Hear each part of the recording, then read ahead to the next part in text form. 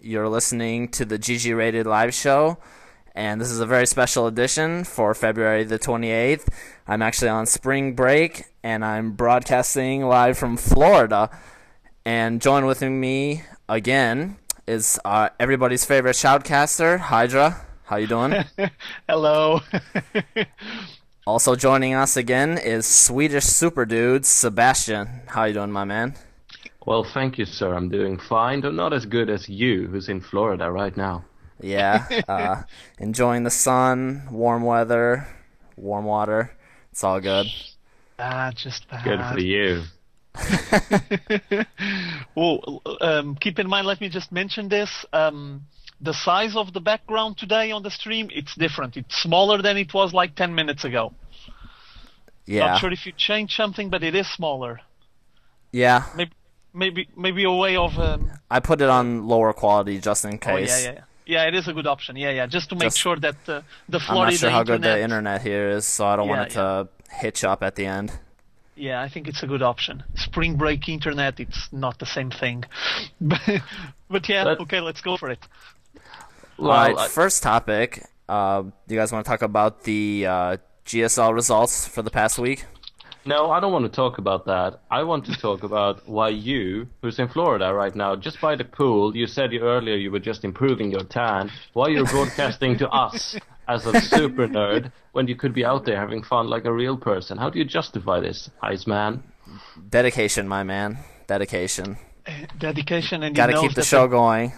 Nah, and if I didn't keep the show going, I'd have EGIdra here threatening me. You know?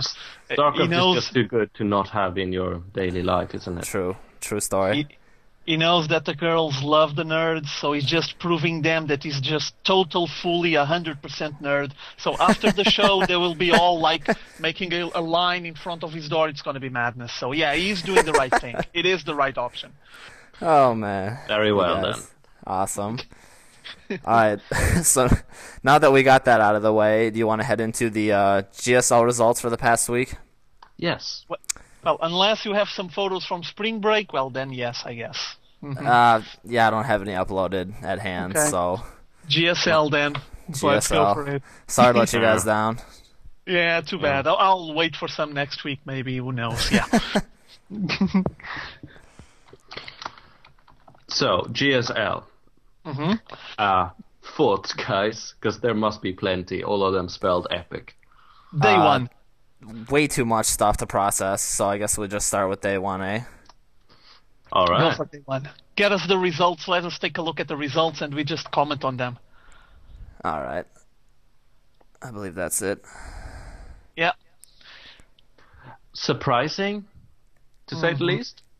Well, let me just start with this. This first day was just awesome. I mean, I don't have anything against any of the players eliminated, as you might imagine, but it has several surprising results, and for me it was a nice twist. It means that we might be having the most huge, big, hyped, up and down matches ever this month. Can you imagine something like IEM MVP versus Huck? It's going to be madness. But yeah, please go on. Yeah. This group of death was definitely lived up to its name and its hype. And I think a lot more people are going to be shocked with the results. I know I was definitely shocked, especially after the predictions we had made last show. I'd say 50% of those predictions came true. Yeah. Maybe if that. Do you guys watch the games from July against MVP? Those two matches? Yes. That's the old July Zerg that I know and love. And I had feared I would never see him again, but then he goes out and just takes it down. Yeah. What do you think, Sebastian? Sorry, EGIdra. Go ahead. Well, just making a comment, what we've seen there from July, at least my opinion, my perspective is he went back to the classic Zerg style that, basically opened StarCraft 2 after the release.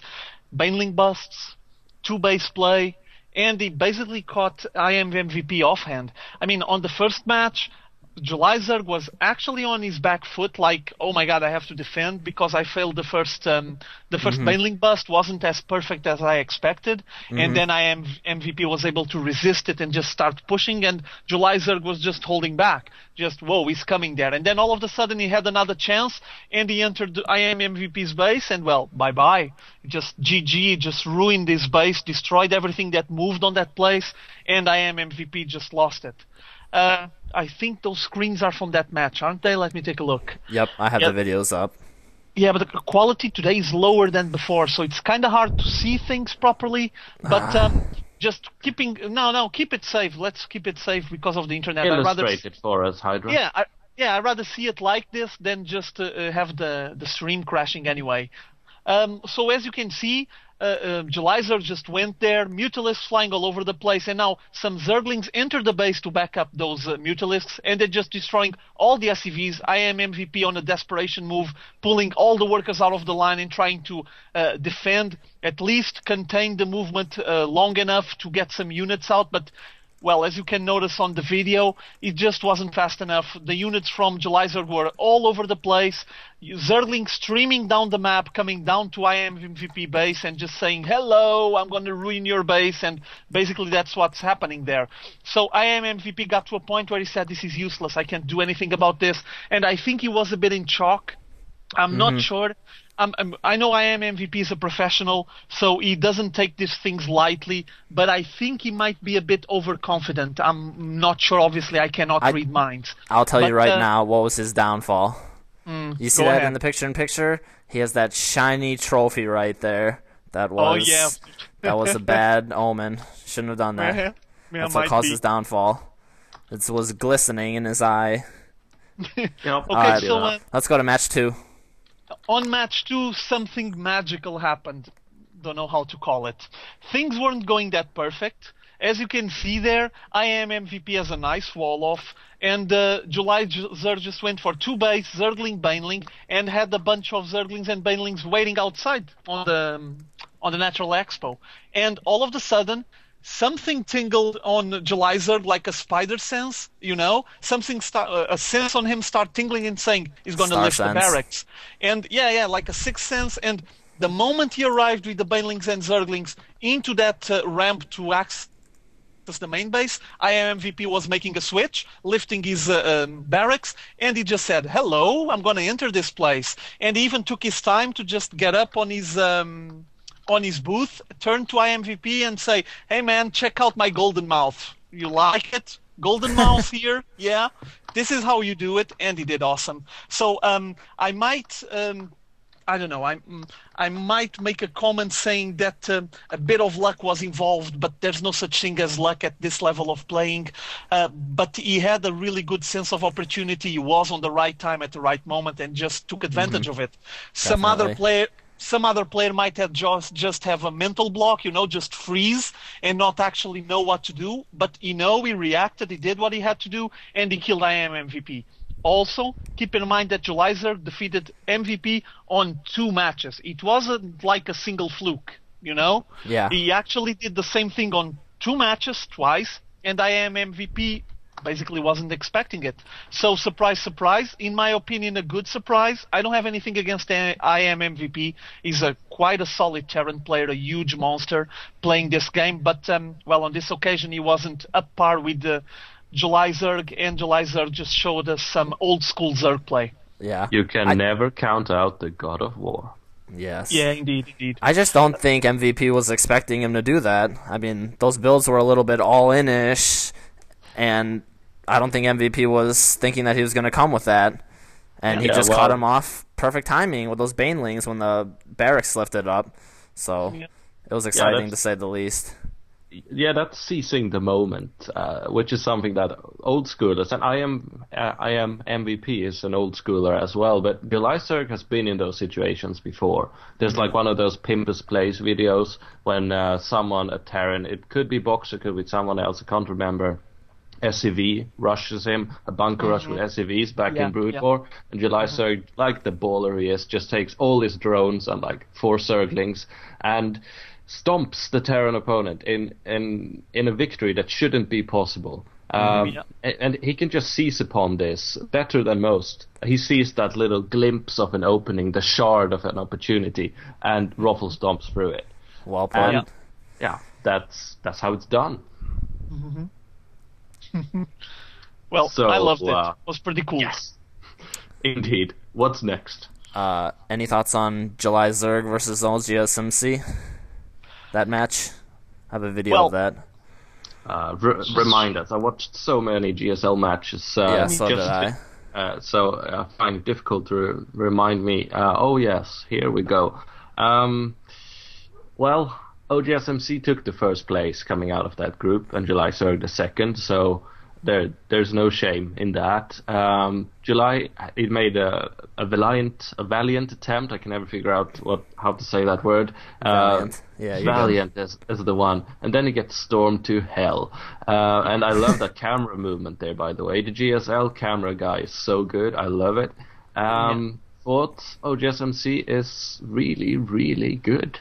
Yeah, and he dominated on this match. As you can see, there's going to be a loop here. Notice that July Zerg even had Overlords loaded with Banelings, and he's going to make a drop right on top of the Stalkers, but still wasn't enough. Notice now, can you see the Overlords, all of them incoming, trying to bomb those? Micro. And the Corruptors coming in. But just brilliant micro, pulling all of them back. Most of the Banelings still exploded, but wasn't enough. Yeah, and then those monster storms just grinding down all of the units from July. Well, there wasn't much for him to do there. It was just some solid Protoss play there. As you can see, he went all the way on the Stalkers. Look at the amount of Stalkers that he has there. And he was just brilliantly playing with them. So, no chance. No chance. All right. You guys want to move on? Yeah, let's go for the next one. We got so much to go through. It's not fair. There's been so much epic stuff happening. Way too much happened this week. Yes. The San Zenith. I'm holding back. Yeah, let me pull that picture up. But go ahead and start talking it if you want. Are we there already, or are we following some sort of ridiculous schedule that's supposed to be chronological and ordered? Or are we just going straight to the amazingness that was San Zenith's group again? Well, I put up Liquid'Jinro's group first, since probably want to talk about your Swedish Liquid boy. All right, well, we'll just return to that hype a bit later then. Liquid'Jinro claiming the first place out of that group. Second place, Czech Prime. People who went down was Pole Prime and ST Rainbow, formerly known as Hope Torture, formerly known as Kick-Ass Starcraft 1 player. Into the Rainbow, yeah. Yes. And on the opposite side, in Group D, we have Nada, the Tornado Terran, thankfully making his way out of that group, as did Hongun Prime. Yeah. And, of course, Jinro and Nada, not being a Swedish fanboy or anything, Jinro and Nada were the favorites in these two groups, and they both got out of it first place. They played superiorly, and I do hope they encounter each other. Will they do that in the next group? Is it first place versus first place, or is it first versus second? No. First versus second. The objective of getting first is, well, at least in theory, if you get first place, you're going to have an easier way on the next one, like you're going to meet the second place on the other group. But I don't know, you know that first and second on a tournament of this caliber, you're going to meet up with a really strong player anyway. So I guess we'll see what comes out of here. Do we have any clips of any of the Jinro or Nada matches? I don't believe so. Good question. I don't think so. I don't think so. I would just like to make a comment. I'm really happy to see Czech Prime passing. He kind of struggled on the previous GSLs. And for now he resisted. Let's see if he keeps hanging for the following matches. But all is good. Always nice to see him play. The guy is one of the players that I actually enjoy watching play and find it fun to see him going on. Hopefully he's going to have some epic matchups coming on his way for the next round of matches. Yeah, and I like Hongun too. I think he's a ballsy Protoss. I'm very happy to see him pass through. Though OGS Top is a bit of a favorite of mine. I know I always go on about how awesome it was to be a DreamHack and to hang out with the pro gamers, but it was, man. And I actually met OGS Top, and I liked the little guy. We had hamburgers, and it's sad to see that he went down to, I think Hongen was the one who finally kicked him out. But yeah, good players all the way through, and of course Liquid'Jinro truly showing that he is so strong. He's up there with the best Koreans. Of course, he took down EGIdra in the 4-2 in that show match. That was the launch event of the North American Star League, and he just showed that he's so solid. He can push slowly and steadily like a meat grinder. He is a very formidable Terran. No gimmicks, just straight up play, which is the hardest thing to do. Mm-hmm. Yay. Other than trying to remember exactly what went on in those games, which I can't really do. I think it was on Crevasse and I had an orgasm, but more specific than that, I can't be. So unless you guys can reminisce for us, I think we should move on to the next set of groups. Yeah. Just one thing to say about Crevasse. I think that's my new favorite map. Yes, just my opinion. I love it too. Though Terminus and Crevasse, they are tied for first for me. Okay. They're both really good. Let me just mention a thing here to Jonathan. I think it might help you. Jonathan, do you see the results for the next one, the ones that we took from Team Liquid? Do you see the NSHO Seo Sun? It's the third one on the list. Do you see the results? Let me see here. Take a look at it. And you can even put them on the stream, obviously. People can take a look. It's from Group 3. Group 3? Yeah. Do you see where it says results? And then IMNST versus NSHOCO Sun? I think I'm looking at the wrong link. Just give me the link. Second page of the document. Document. Right on the top. Oh, yeah. That one? Do you see it? Yeah, I can just put that up. That San guy is San Zenith. He just doesn't use that name anymore. Oh. I didn't save that image into the queue. That's the thing. That's the problem. Well, try getting it there. See if you can have it up or not. Let me get it real quick. Okay. Well, anyway, the third group, not the third group, the day 3 groups had some big surprises as well. I wasn't as happy about these surprises as I was from the ones in day 1, maybe because I'm a fan of July Zerg.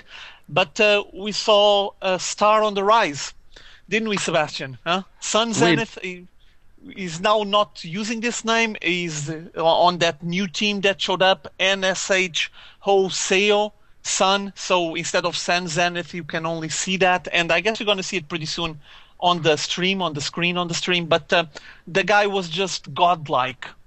Yeah, got it up.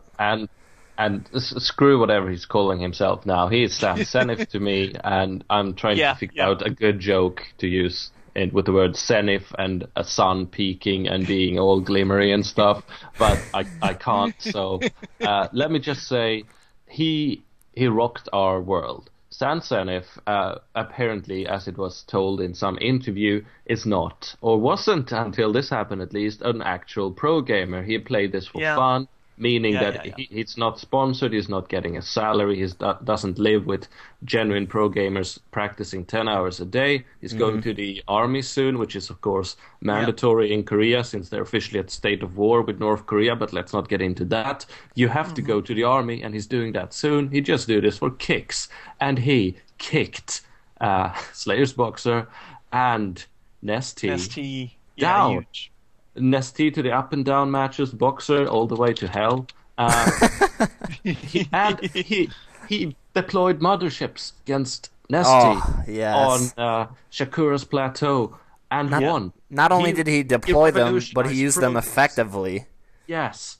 He solved the matchup. He jumped into 2013 in the meta game like that. And he didn't school Nesty as I mean, it was a long, drawn-out, even kind of game, but San Zenith just had the upper hand, and he took down a former GSL master in a very convincing fashion, and then made sure to stomp on Boxer on his way out. Yeah. Wow. Something Just the way he played was just perfect. Everything he did was the correct response for what Nesty was doing, and he just played excellently. And this is pretty surprising because if I remember correctly, last season or previously, he was the brunt of everybody's jokes. I mean, everybody was just ripping on this kid. He's not going to go anywhere, blah, blah, blah, blah, blah. And now look at him now, just besting some of the biggest names in the game. Yeah, this guy in the past was one of the main targets of Tastosis, of Tasteless and Artosis, along with Bit by Bit Prime and a couple of other guys. They were just like the ones to make fun of, I guess, in a way. But like Artosis mentioned when he was watching these games, you finally see San Zenith coming out of those 10-minute matches that they will never, ever go beyond those 10, 12-minute matches. Will never go beyond that because he doesn't have the capability to keep going, keep macroing, just focus a bit longer and keep insisting you're going to get the win. He will never get to that position. And now we see him on long macro games, keeping solid, keep expanding, all of his macro game in check, just keeping everything in tabs and know exactly what to do next. Nothing was stopped, nothing was on hold, and meanwhile he was just having the battles. Like the guy is microing and macroing at the same time, and obviously that's pretty impressive. Yeah. And then comes the motherships. Yeah, and also coming out like Sebastian was mentioning, coming out of a guy that is studying, is going to have military soon, and well, as you might imagine, he's not practicing this game as intensively as other pro gamers. So seeing him actually facing against Nesty and Boxer and take them, it was impressive. Yeah, definitely. Yeah, and I thought it was really cool after he won. He just rushed out of the booth, ran to his couple of friends in the crowd, looked like a couple scrawny nerds who were there to support him, and he was just elated. So it's great to see him happy and celebrating with his couple of friends there in the auditorium or whatever. But real happy for him. It was amazing results. Yeah, it was pretty cool. Also, as you guys can see there on the results, he ended up first on the group, with Nesty and Boxer just getting kicked to the bottom. So him and Ensnare took the group and gonna move on. So it was quite of a shocker. But I mean, it's just a way of shaking the pillars of what's already established and a sign that there's still a lot of upcoming stars to StarCraft 2. So also a sign of the dynamics that the game has currently. I mean, it's not like a stale game and you have like 5 guys dominating the scene. And occasionally a Sun Zenith popping out or a ST Squirtle, and they actually show us that they might be on the verge of taking dominance or at least getting to the same level as other guys. So yeah. And there will be motherships around. We know that too now. Yeah. And Snare played well, so they can't take anything away from him as well. He played really well and solid. So it's a deserved wins for those players. Even though I'm so sad to see the Emperor go. But yeah. Well, he'll be back most likely. We hope. What about next one now? Where shall we go? Talking about some code days, some code S. Am I missing? I think I might be missing a day, right or not? Yeah. Well, we missed didn't how... have all the brackets up in the VODs, but we missed how Hader got kicked out of the GSL again in a very depressing game where he couldn't find his escape key and lost about 2,000 minerals in hatcheries that should have been cancelled when attacked. Yeah, let me put that up, the Group A. And that was just terrible for my Swedish heart to see. But I mean, we're supposed to be economically minded up here, but Hader is just a waster. Hey, Pro? Yeah, that was... I don't know what he was not paying attention to his hatcheries whatsoever in that one match.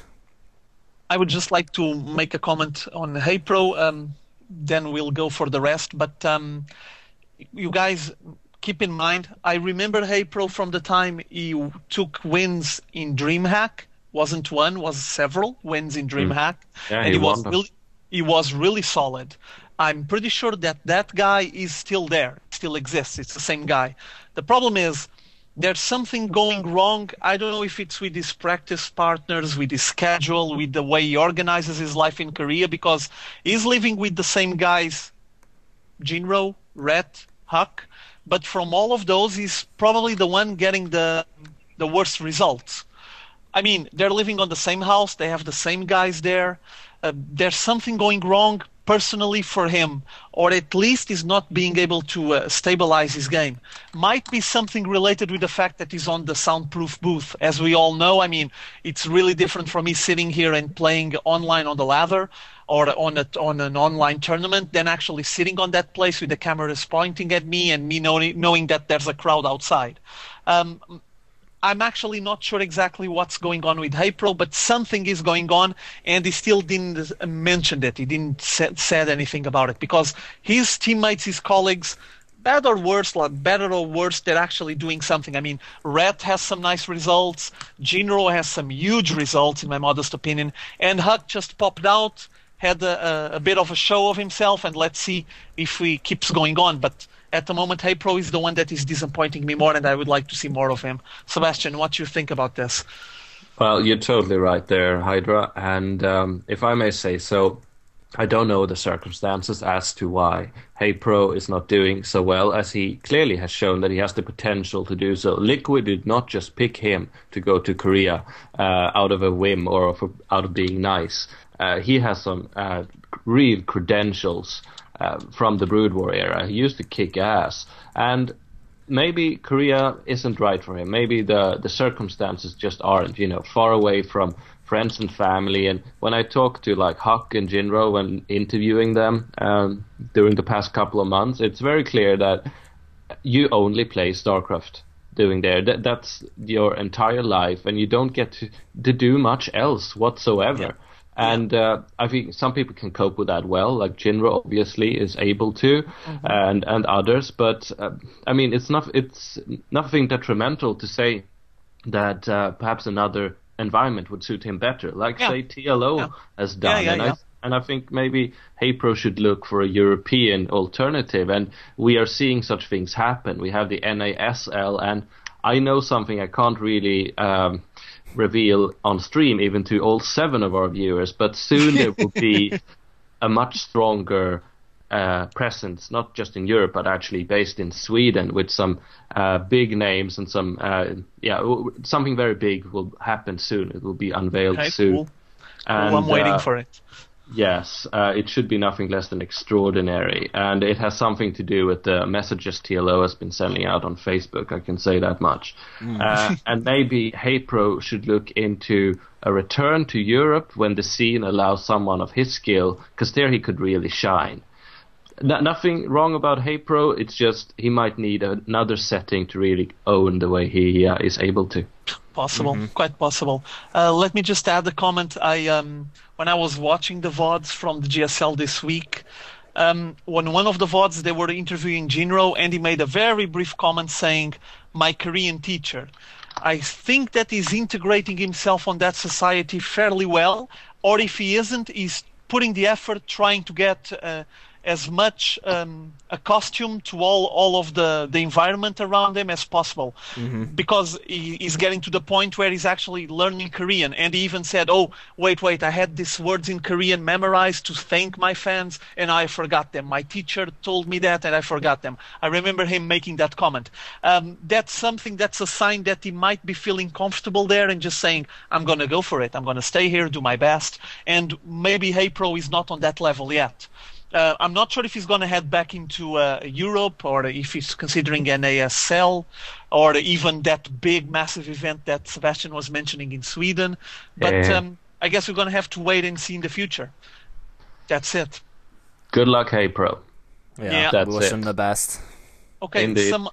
Just some short comments on this group as well. As you can see, Lenok once again just dominated over Slayer's Yu-Gi-Oh! And the big, massive superstar from Warcraft 3, Fox Moon, got dominated once more. Not sure what to say about the guy. I know he's good, or he was good at Warcraft 3, but apparently still not on par. As T-Virus, Startail Virus just took the win, took the final victory, and well, Fox Moon is once again stuck battling for a spot on Code A. It's sad. I want to see Warcraft 3 pros up there because I think that would give another nuance to the game. Yeah. So it's just, a pity. Yeah, I guess. Okay, next group. Let me pull it up. And you have some stuff out there for us? Sure do. Here we go. Show me, because I don't remember the results from the top of my head. I'm just getting really senile. Old age does this. Squirtle's too much here. awesomeness. Yeah, Squirtle, who was so impressive. What happened? Was not impressive. Yeah. Disappointing. But let me mention that I did watch Supernova versus Squirtle. Yeah, well, Squirtle kind of got owned. But on this group, what really surprised me was seeing just Moonglade choking on that booth. Yeah, that's what I wanted to bring up. And he got really humiliated as well. Yeah, he got destroyed. Yeah, you could just see in his control of his units, just complete lack of focus, it seemed like, letting his Banelings get killed easily, his just wasting lings here and there. Yeah. I was really surprised to see how he played. I thought he was going to do a lot better, but I know he's a good player. I've watched many of his VODs and matches before, and I think he was just unsettled from the booth and the environment and new experience for him. But I don't know. It was pretty one-sided, to say it kindly. Yeah, let me just add this, then I'll pass for Sebastian to make a comment on it. I did watch the Moonglade games, and I recall seeing some situations where he had Banelings with no speed, just standard normal Banelings running after Hellions, and the Hellions just, micro, burn. He just lost all his Banelings doing that. I think he was just kind of shell-shocked inside that soundproof booth, and he just wasn't used to that environment. Mm-hmm.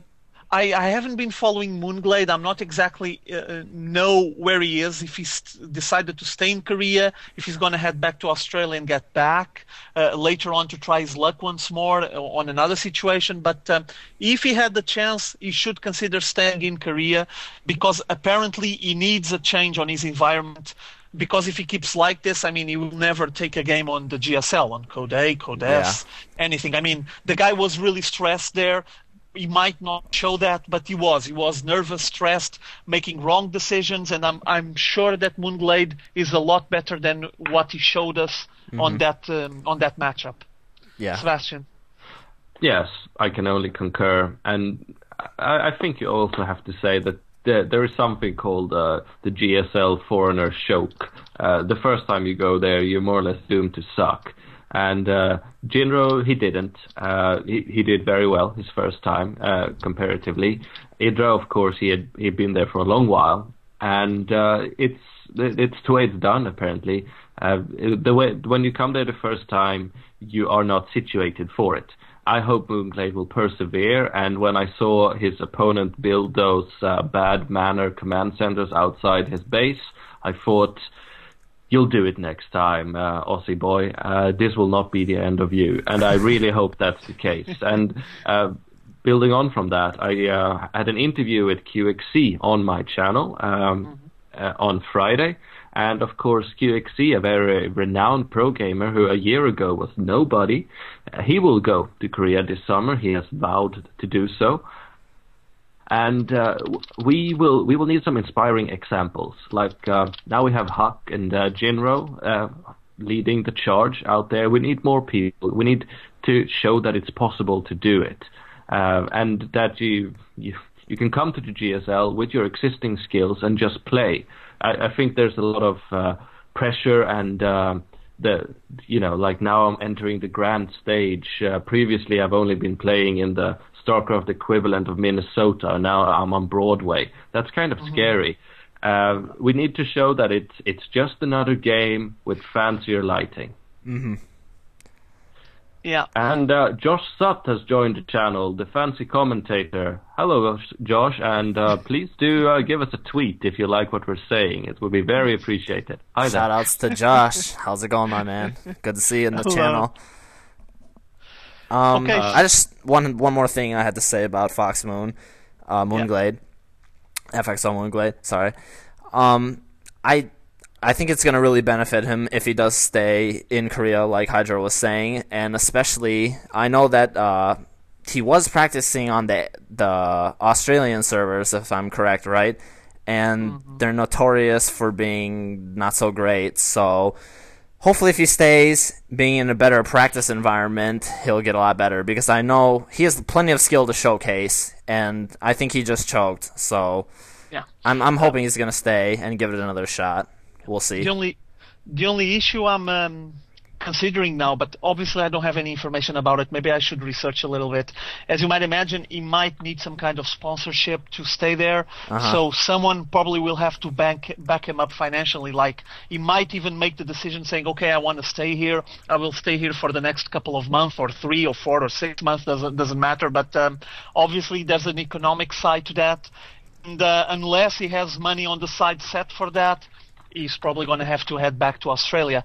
And to me, from what I saw in that booth, I would say that for him to actually do good, he's going to have to stay there. He cannot keep hopping back and forth, Australia, Korea, just to try the event, because he's going to keep failing, unfortunately. And I actually like the guy. I already seen some matches of him on the CEA, and he was solid. So I just think he got some shell shock from that soundproof booth, and he needs more practice, more experience in it. Okay, so what's next? Do you guys want to talk about TSL? What about our friend Liquid Rat? Where is he? Oh, yeah. I forgot about that. Let me pull that up. I'm just sad, disappointed. Yeah, here we go. That monster of that I actually didn't watch any of these games since they just came out today, and I was out at the pool all morning, so I have to throw it over to you, Sebastian. Well, I have tried to speed watch all the GSL games this past weekend because A, it's awesome and I'm a huge nerd, and B, I want to be able to talk about it. So I haven't catched every game, but I made sure to watch all the important ones, and whenever there's a foreigner involved, of course, that's it. So let's skip straight to that action and not hear a single F word about all the others. Slayers M, of course, a part of Slayers Boxer's hand-picked clan of players. A clan that has yet to really prove itself, but since the Emperor, the Terran Emperor, Limyo won, Slayers Boxer is, the Emperor of it all.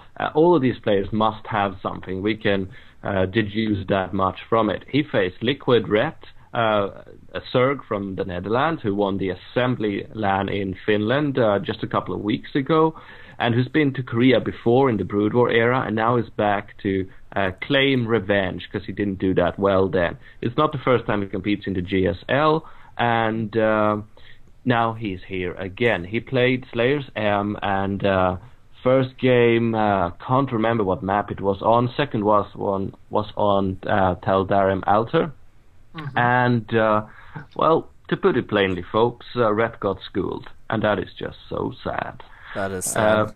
It is sad, because Red, he is not only a very good Zerg, he's the best kind of Zerg, the one that plays the race the way it should be played, both technically and mythologically. He's the heart of the swarm. He macros like a beast. No, sorry, the first game was on Crevasse, and it was an epic game. You guys should really watch it, because Red, he almost had it. But Slayers M, he was a superior player, and I'm getting notifications that the sound is mixing it up, but I'm not going to care. I'm just going to keep on talking about the fact that Liquid Red, he plays the macro style to its fullest capacity. He cheats in drones everywhere. He's very greedy, but he's also very good at being greedy. And he almost had it again. He was dropped and harassed continuously, but there was this epic struggle in the middle of Crevasse, which is such a great map again. And he had his Broodlords hanging over the tank line of Slayers M. And, there was this time that when he went after the Marines that had been scattered away from the tank group, if he had focused on the tanks instead of following the Marines, he would have won that game. It was so close. And Keltosis, that's of course Kelly and Artosis together, they were nerdgasming themselves over this when it happened. It was so close that Red claimed that game. And we're getting some feedback here in the background, but let's just stick to how close it was that we had yet another foreigner in the round of 16. EGIdra went out. That's so sad. And over to you, Roger. Yeah, well, I would just like to make a mention because apparently the sound is a bit messed up and there's no need to annoy anyone. You guys want to try just make the call again really fast just to make sure it's not anything related with Skype? Might be a good idea. I mean, it takes like the call. Yeah, it takes like 10 seconds and it will hurt less than having people just put up with this for the next 30 minutes. Just go for it, it's fine.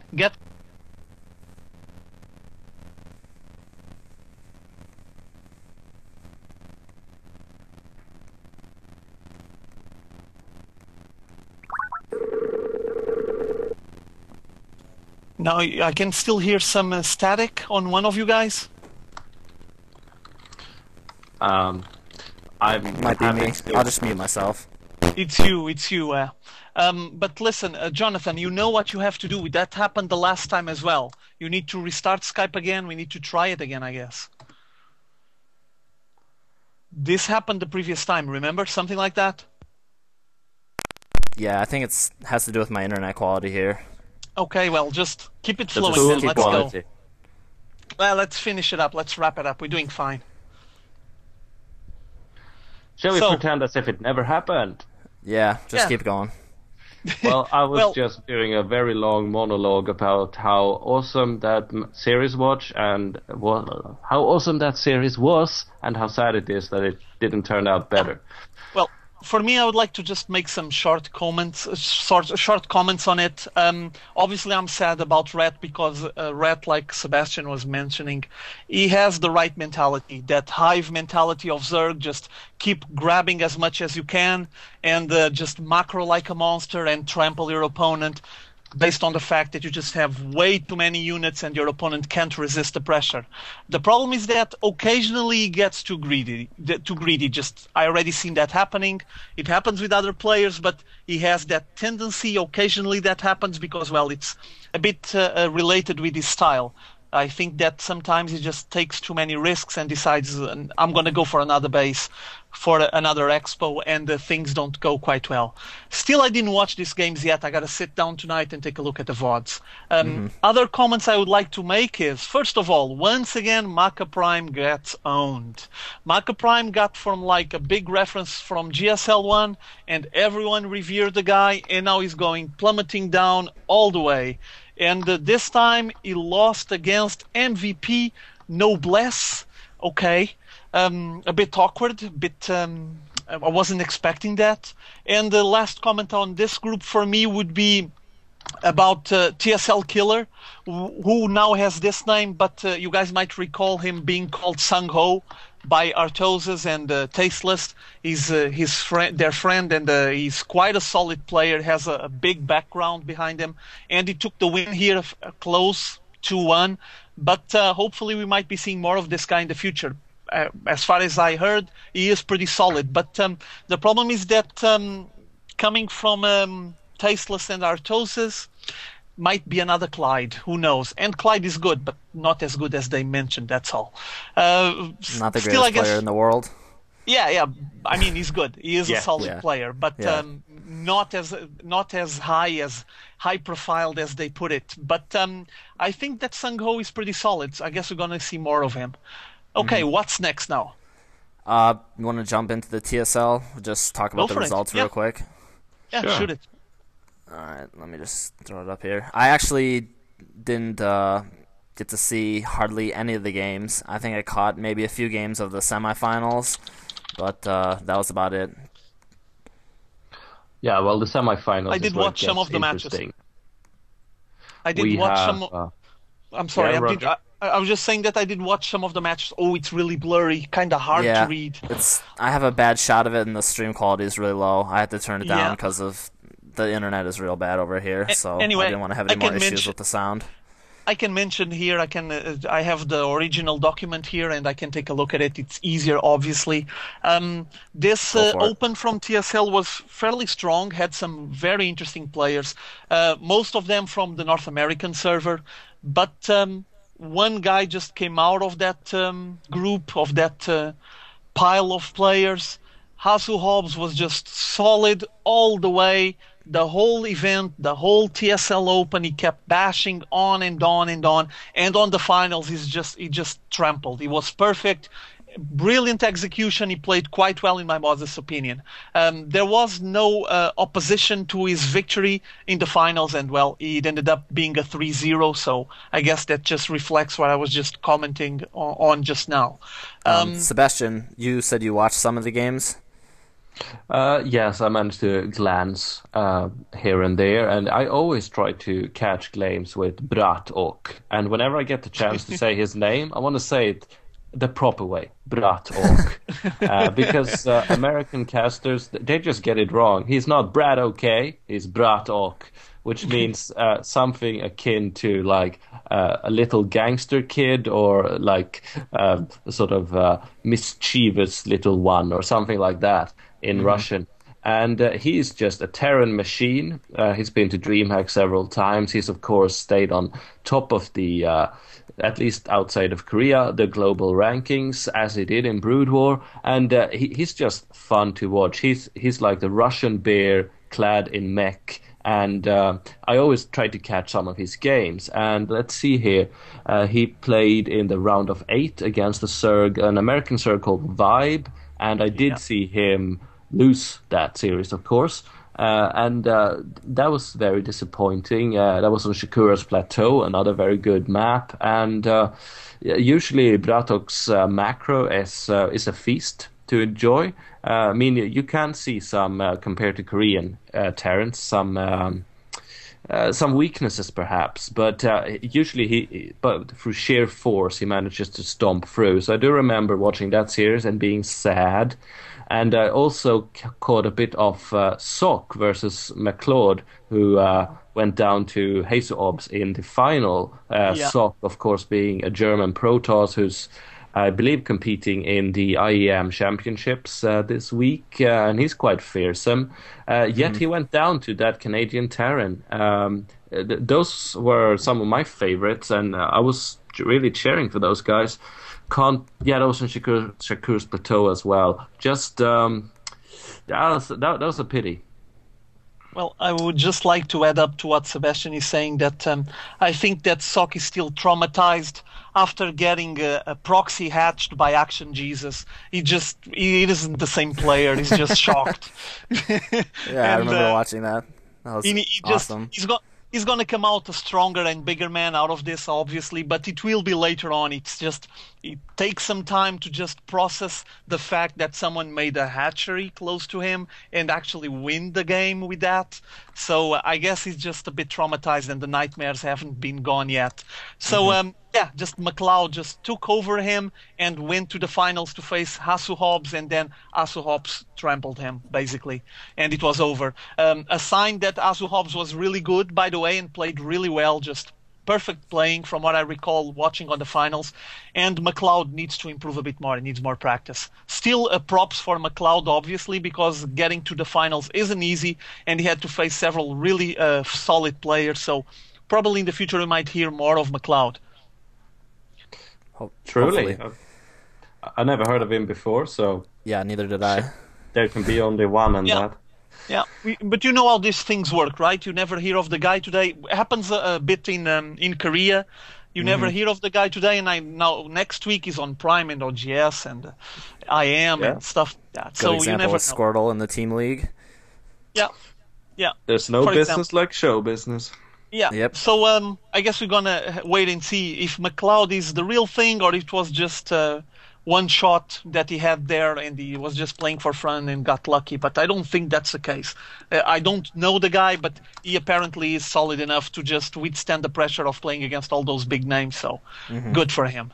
Okay, what's next now? Shall we move on to the IEM World Championships? Groups complete? I would just like to mention the groups, just show the groups to people, because there's some interesting players there.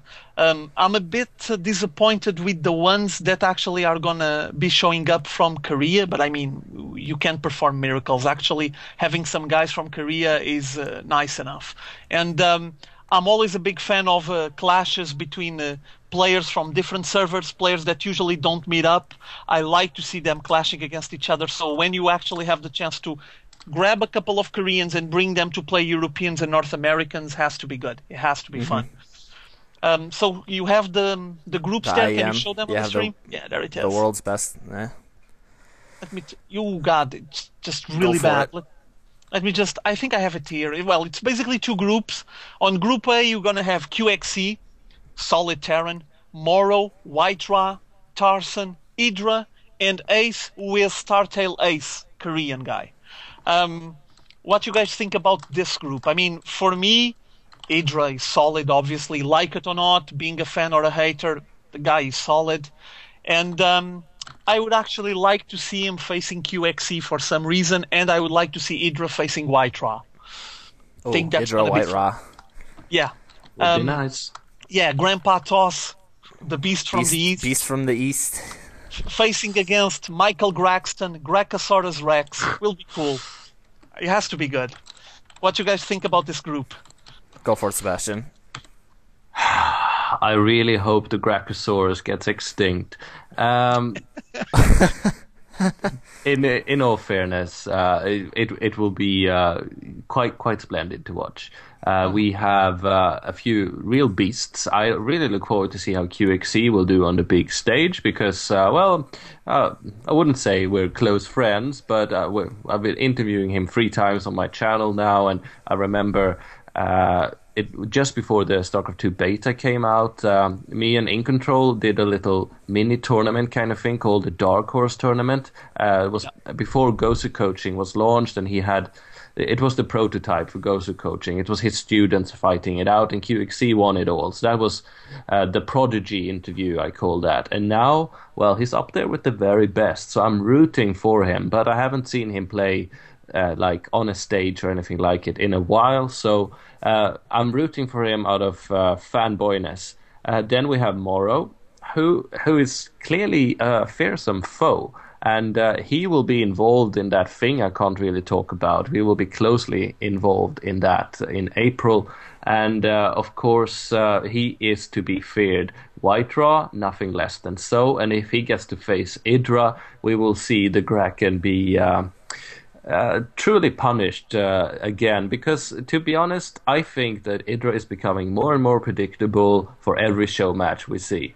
It's not like he is owning the house anymore, and I see a ruffle stomping coming up. So that's that. Big words. I guess that's Big an words. opinion. Yeah. That's an opinion. Yeah, I'm not a truth sayer. I am of course. Just No, a dedicated nerd. But I just don't see it in EGIdra anymore when put against such opposition. Mm-hmm. Okay, another question. What about, in your opinion, both of you guys, Moro and Tarson getting the short end of the stick, meaning that they're going to struggle a lot, they're going to have a lot of trouble facing the other guys. I don't even predict a really good future for Startail Ace on that group for some reason. I think that if the Korean Startail Ace face White-Ra, it's going to be a pretty awesome match. I actually have a lot of interest on watching QXC. I know he's been focusing a lot on his studies, and he even made a comment, we already talked about this on another GGRated, that he was just waiting for his university to finish so he can commit himself to StarCraft 2 and probably consider a move to the Korean house, to the GOM TV house.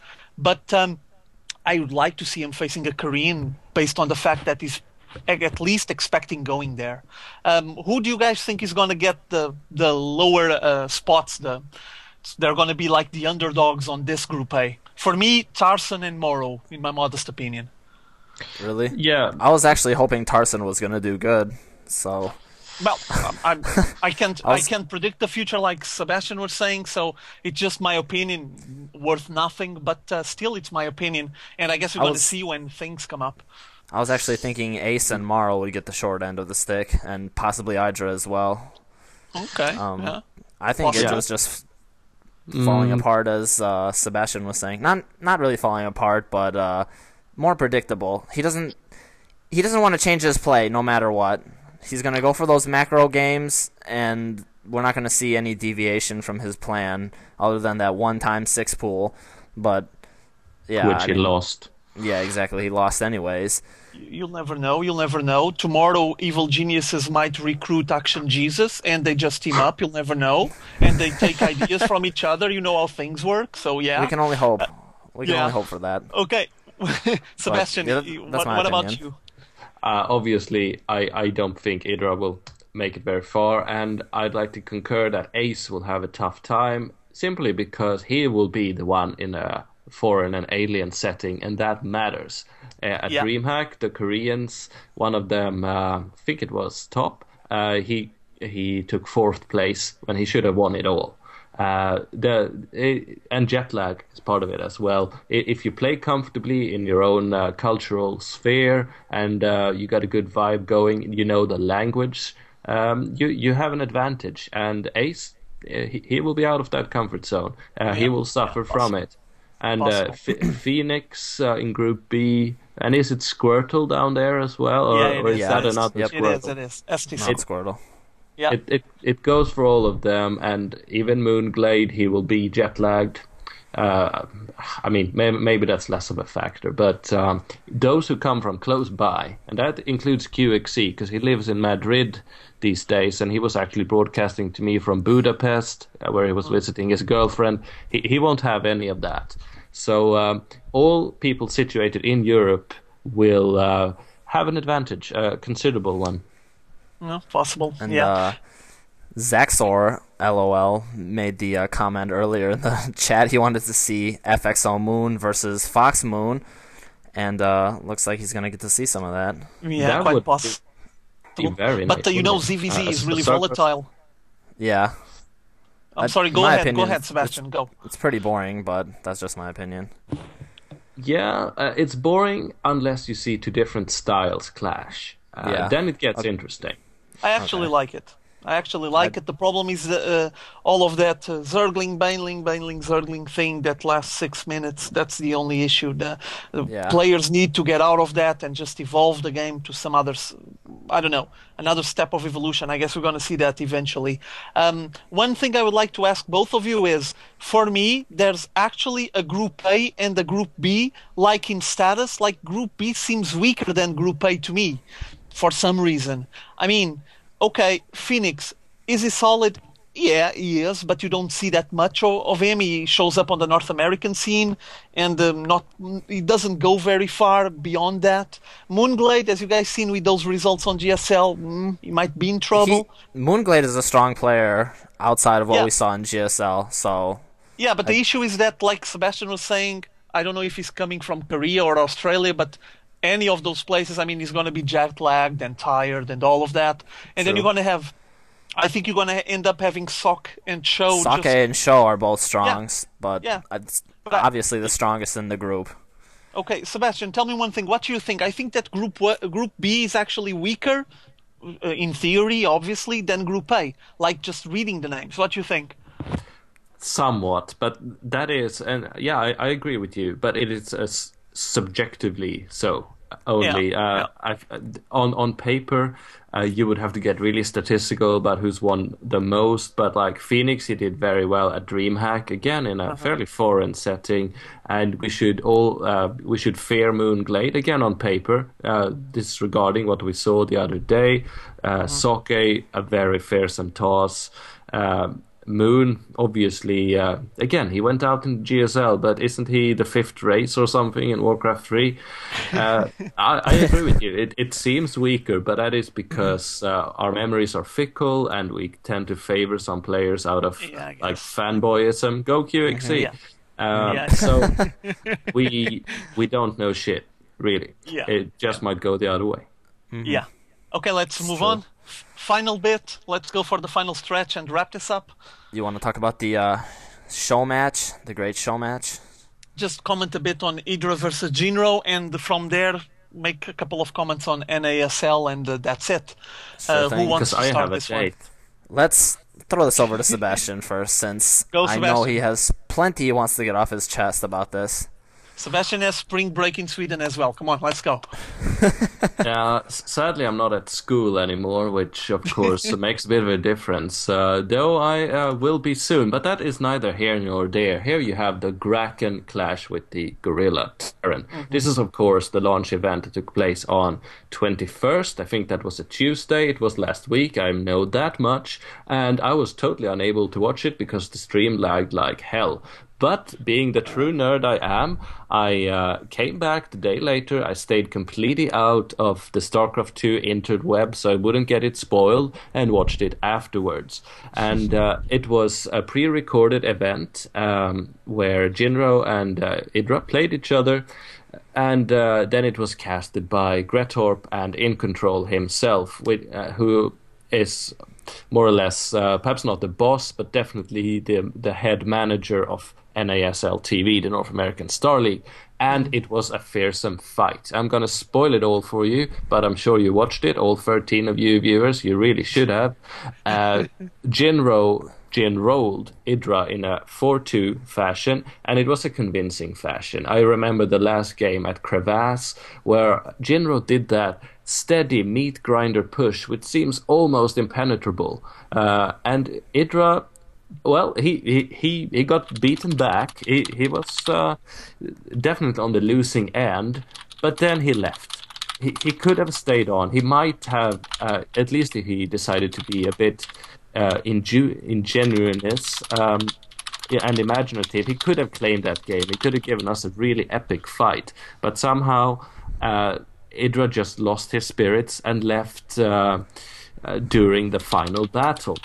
And it was a great series, and I think In Control and Gretorp did a good job. It was a completely new thing, and they had a bit of an elaborate production, which didn't work out totally fantastical, but I forgive them. It was the first try, and I am sure North American Star League will be an epic event, which we'll talk more about in future broadcasts. But this show match, it was really cool to watch, and it also confirmed to me again that EGIdra, he has had his time unless he chooses to evolve. And I've been talking a really long time now. Over to you guys. All right, why don't we go through all the Hassan. games real quick? Hydra, you can just give us the rundown on the games, and then I have some comments I want to make afterwards. Well, I'm going to just make a fairly simple comment, going to keep it basic and simple and short. From all those matches, the ones that I really enjoyed was the 5th and the 6th one.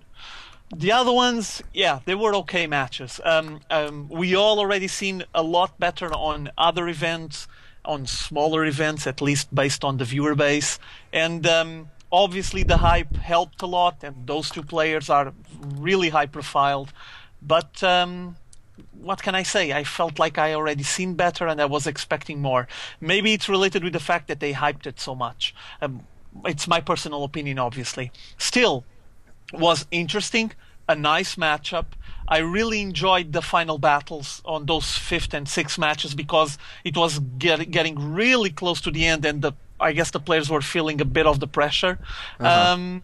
A thing that I would like to mention is that I enjoyed the insight that the casters were giving to us, Gretorp and In Control, but Gretorp needs to raise his voice a little bit. He was just going really low. Gretorp has about as much charisma as a lampshade, and that needs to change if he's going to be the dedicated caster for NASL. It just needs to it's not practice. He has game knowledge. It's just the way he flows and the way he comments, the tone of voice needs to be a bit higher. Yep. I would be able to hear him easily. I mean, I listen to all the casters with no issues whatsoever. I mean, only if it's like a really, really strange and bad one. But that doesn't happen that often. I don't have any issues with Gretorp as well. I'm just saying that if he starts raising a bit more and feeling a bit like at least showing a bit more excitement, things will work good. And In Control was fine. I mean, he was just being himself. He threw a couple of jokes, did his comments. Yeah, it was good. A thing that I disliked, and I checked a lot of people commenting on it, was the fact that in certain moments you had like the casters commenting on an event that it's already gone like 10 seconds ago. So Yeah. the comment wasn't actually properly synchronized with the video. Still was viewable. I watched the whole thing. Yes, I had problems with lag, just like Sebastian mentioned. So I had to lower the resolution and do some F5, some refresh, and all of that. But I watched the matches, and well, it worked out being a nice event with a huge viewer base, but I'm expecting more for NASL TV. I hope this was the alpha stage, and then you're going to get the beta stage, and then you're going to have the official release. For the alpha stage, it was decent. So let's get some more up. Let's shape it up, get a couple of notches up on that production, and it will be awesome. It will be awesome. Now, on the game, I'm still not very convinced on that IEGIdra is long gone and he keeps macroing and he doesn't know what he's doing and he doesn't evolve his game. I honestly think he's going to sit down and probably consider his options, and we probably might see something coming out of him. Maybe not only macro games. We do know that he has that tendency, and it suits him and it suits Erg. It's fine. I don't have any complaint about that. But I think he's capable of doing other things. And I mean, we're not talking about someone 80 years old. The guy's really young, so he's good to adapt and evolve if he's willing to. If he's not willing to, I don't know, maybe next year IEGIdra won't be existing anymore on the tournament scene, but I doubt it. I think he has what it takes to keep strong and stay strong on the scene. I hope Sebastian, he does. anything to add? Yeah, I have something to add. Go. Well, game one, I thought IEGIdra started off really strong. He had overlords, lings, everything, scouting all the back passageways to his expansion. And in the beginning, I was watching with my buddy, and I was just thinking, wow, IEGIdra's got this. He's playing perfect. He's got great meter control, great vision of everything. And then, I don't know what happened. Jinro got up his third at the gold and just Jin-rolled. And I think from there, the hinges came off a bit on IEGIdra, and he started the slow slope to tilting because he was playing solid, and then I think that just got to him that he lost that first match. Then the second match was just a quick over and done, if I remember correctly. And the middle matches were pretty boring. I didn't like them at all. It was first game was good, and then the fifth and sixth games were good. But also that one match where he was going to do the roach drop, he had all the roaches and the overlords at the end, and he just GG'd out.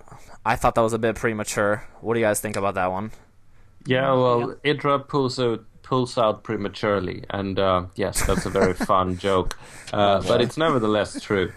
He does it all the time. And yes, you could argue that if you make the decision that the game is over, you should quit. But if you're an entertainer, if you do this for a living and people watch you and pay money to do so because they want a good show, you shouldn't be such a whiny kid about it, and you should stay in there and give them that little extra grit. That's my point. He was doing a show match. This was labeled as a show match, and he didn't even try to empty his supply.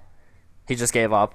I mean, I can understand if he's in a tournament scene where he doesn't want to waste the energy and effort and get even more tilted, but this is a show match with 1,500 on the line, and he doesn't even attempt to empty his supply out. Yeah. Well, I mean, I don't understand that part. I would just like to add just a couple of details. I'm not going to dwell much about the matches. Everyone watched them. They don't need me to be analyzing everything, every little detail, and I don't like to do it. I would just like to mention that IEGIdra faced Jinro, and I think that Jinro is really strong at the moment, really no solid. Doubt. A thing that unbreakable. I already made some comments about this on some forums and chats and so on, that there is, in my opinion, a fairly clear difference between IEGIdra and Jinro on their background. I mean, what I mean by this is the way they prepare. Jinro is on the OGS house. He has huge partners to practice with them every day. IEGIdra is on his own in Korea, not now anymore, or at least he's going to head back to the US. Apparently he ladders a lot, and I'm assuming that he has a couple of partners to practice, but they're not even public. So I'm not assuming that his partners will be IEM MVP and OGS MC, as you might imagine. I thought he practiced with Liquid Ret a bit. Yeah, but I mean, that's out of friendship, and I'm pretty sure that when Liquid Ret has his schedule set to play on the OGS house 12 hours a day, EGIdra might come up for 5 minutes or 10 minutes and have a couple of games with him, but that's it. I cannot picture Ret going to the coach to OGS to win, for example. Oh wait, I'm playing with EGIdra, so you're gonna have to wait a bit. That doesn't work like that. And what I mean by this is, stability-wise, I think that GGRated has a lot more than EGIdra has. Like, GGRated can sit down and he has OGS MC there, has Ret, has Huck, has all the OGS guys, Zinio, The Wind, whatever. He has a solid partner group there to practice with. EGIdra not really. And I think that EGIdra just got his match. What I mean by this is, until the point that GGRated actually moved to Korea and started playing on the GSL, you had EGIdra, who was really solid, and then you had for a while a contestant, TLO. TLO was there, and people were thinking that he was good enough. And from then on, TLO moved, got back into Europe, GGRated showed up, and all of a sudden you have just GGRated blooming and boosting his way up on the ladder, or not the ladder, on the rankings on GSL. And I guess that at this point it shows you the difference between someone that has a really big organization behind him, a really strong group of practice partners, and EGIdra, which I think is a bit isolated there, you know, like, or Evil Geniuses makes a house there and drags his players there, or they had to get some protocol, some deal with Incredible Miracle or some other team to have EGIdra practicing with them, or the third option is grab EGIdra, take him out of there, let's make our own league. Maybe that's it. Which is happening. Yeah, but I mean, this is all from the top of my head. I didn't spoke with anyone, and this is just rumors. I don't have any confirmation of this. I just understand that might be harder for EGIdra to get solid at this point than GGRated, because GGRated has a lot of things backing him up. There's a lot going on behind the curtain, you know, and on EGIdra's side, I think there's not even a curtain. He's just sitting there trying to practice with the guys that he knows. Right. That's basically it. Also, as you guys know, there's several players that don't like EGIdra that much, and I'm pretty sure it won't be easy for him to get some Korean practice partners to play like frequently. He probably play with a couple of guys occasionally, and basically what he does is he's so high on his ranking in the ladder, he just keeps laddering and hoping to find the big guys. That's it. Well, when you BM half the ladder, I guess nobody wants to be your practice partner. Yeah. Okay, so move on to the... what were you saying, Sebastian? Go ahead. Go ahead, I'm sorry. I just had this cool one-liner where I wanted to say that he needs to evolve or die. Again. That's it. Yeah. Okay, so I'm going to wrap it up with the NASL. Yep. Yeah. Huge event. At least what is shown on paper, it's pretty huge. 400,000 over 3 seasons. 100K every season, it's pretty big in my modest opinion. Commentators, there's already 3 that were revealed, but more to come. Starting on April the 5th and end sometime in July. So fairly long, several months, going to be pretty cool. They're going to have an interesting configuration on the way they organize the tournament, which will be you start with an online tournament, and then when it gets to the final bit, you transition into a physical LAN in California, which obviously, as you might imagine, being having so much money, such a big prize pool at stake, I think they're just playing safe and doing the right thing. You cannot have the tournament going to the finals all online. I mean, you can't imagine what people are doing at home, at least to try to get the 100K. And, well, there's a lot of people voting. They already have a website set up, all nice and dandy, and you can vote on the players that you would like to see on the NASL TV. They cannot promise or confirm that because you voted that player, he's going to be there. Like, you cannot vote I am MVP for the rest of your life and assume that he's going to be there. That's not an official way to get the players in. I believe it's just like some They're just It's trying to get like some statistics so far. Yeah, and it's showing like, okay, who are your favorites? Let's see if you can get some of these guys. Hopefully you're going to have North Americans and Europeans there, and probably some Koreans, because I read some posts on PlayXP. By the way, for the ones that don't know what PlayXP is, it's the biggest website in the whole world related with StarCraft 2. And yes, it owns Team Liquid on users and all of that. It's like the biggest monster ever. I mean, it's Chinese, so yeah.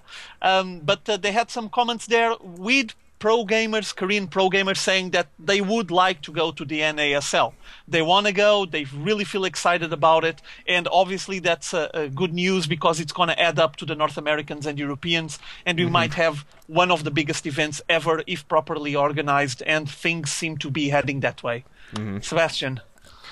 Well, I think you sum it up fairly nicely. I believe this is great, and yes, as we alluded to earlier, the cast we saw from Gretorp, who's there to make In Control look good rather than anything else, I'd like to say. He has solid input. He just he needs more charisma. I know. I think he will grow into the role, and they also recruited commentator Diggity, who's really old school and really good at what he does. So that will be a treat. Roger, you should emigrate to America and get a job there. Yes. Roger, go Roger for shoutcasting on NASL. Anything for a greencard.com. Now, this is a very promising event. You see something really solid, grown from the roots of the community, coming out of the woodwork, and bringing something more to the scene. This will be better than MLG, and at least on par with IEM. I believe better than that as well when it gets going a couple of seasons, because it has the credentials, and it is attached to the community by the hip. It's just a very promising thing for anyone interested in StarCraft, be that as a viewer, as a player, or someone who wants to get into the organizing or the broadcasting of it. Like us, like any one of you watching, this creates opportunity. So I'm very positive, very eager, and for me it will be worth every penny. Right. And the money is definitely there, and I believe I remember reading or hearing In Control on a State of the Game or something saying that the prize pool is going to have a pretty good spread, unlike in GSL where the money is near the very top. There's going to be more chance for money making in this in the NASL. Yeah, they have listened to the community. Pardon? They have listened to the community and taken on exactly. 400K is nothing to sneeze at, so definitely some money backing this organization here. Yeah, and also some experienced guys. From what I read, there's a guy very experienced on video producing and show producing. Guys related with Hollywood and such. So right. So I'm pretty sure they're just they have the knowledge, the know-how, and probably the financial capability of backing this up. Yeah. Also, as you might imagine, this is going to have some huge sponsors behind it. They're still not announced, or at least that I know of, but they will be announced. And those 400K will come out from one of those huge sponsors. I can't imagine now, to be honest, but there's some massive companies in the US that I'm pretty sure would like to grab this opportunity. Right. Word. Yep. Okay, so all right, guys. I think we should just wrap it up. So I need to get going. Go, Sebastian. Have fun. Hold on. Just quick shout outs to everybody who showed up on the show today. Thanks everybody for being patient. Even though my internet has been a bit sketchy, I'm here live streaming on spring break, but doing the best I can. Thanks Hydra and Sebastian for showing up again, and everybody. Check out Hydra's shoutcasts on YouTube. I have the links up on the live stream window. And if you're listening to this on podcast, his channel is XHydraX on YouTube. And check out Sebastian as well. His channel is Polygon Review. And both do great work. And thanks a lot, guys, for showing up. Any last words? You're more than welcome. Thank you once again for having me here, and I'm just ready for next week. Yeah, next week will be a lot better, that's for sure. Yeah, okay, see ya. All right, thanks everybody, and don't forget to rate us on iTunes, and check out the podcast on iTunes, and boost our thread on Team Liquid and spread your word to your friends. Thanks everybody for tuning in, and GG. GG and out.